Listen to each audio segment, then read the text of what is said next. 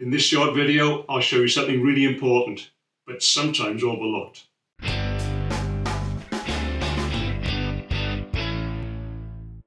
Sometimes we forget what we know. And I was stopped in my tracks by a student one day. They asked a very simple question: how would you hold a camera? So I temporarily abandoned my lesson plan to answer the question. What's the old saying?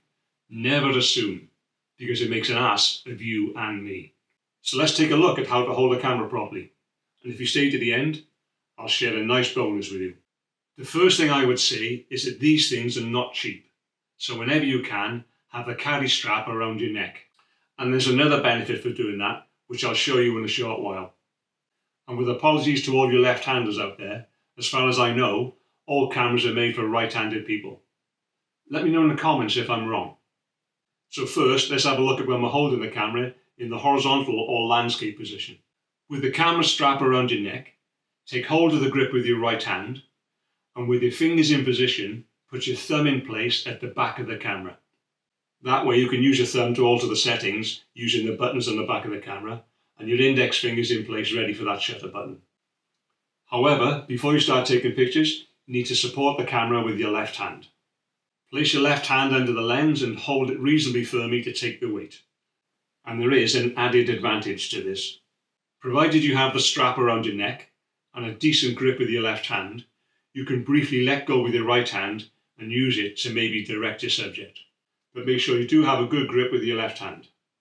And this applies whether you use the viewfinder to frame a shot, which is my preference, or you use the LCD screen. And for added stability, you should, wherever possible, keep your elbows tucked in. Now, I prefer to use the viewfinder because it gives me an extra point of contact with my forehead and that extra bit of stability. I just took your picture, by the way, so I hope you were smiling. Anyway, if you prefer to use the LCD screen, you can get that extra stability by pulling the camera strap tight against the back of your neck, which works really well.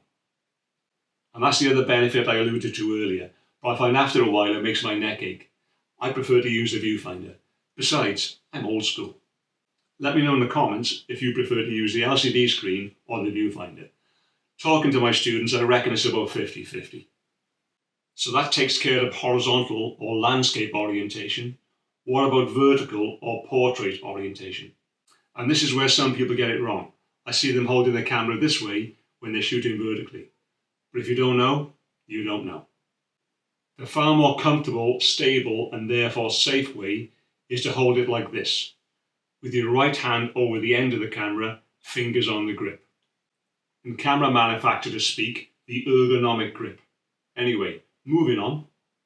With the fingers of your right hand over the grip, place your left hand underneath the lens, holding it as before. You have got that strap around your neck, right? This makes sense for two reasons. First, it's far more comfortable and you don't get all twisted up.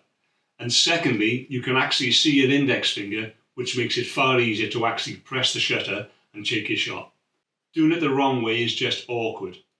Try it both ways to see what I mean. And thanks for sticking with me, guys. I'd like to give you something as a reward. If you'd like my 40-page ebook, The 3 Essential Pillars of Good Photography, you can get the download by signing up to my monthly newsletter. There's a link for you in the description below. I've had some great feedback about it, and I'm sure it'll be useful to you as well. It's completely free, so be sure to grab your copy. There's also another couple of bonuses in there for you as well. If you've got something from this video, don't be shy to like and subscribe. It doesn't cost you a penny, it is really appreciated, and it really does help others like you that might find this channel useful. That's it, we're done. Take care, see you in the next one.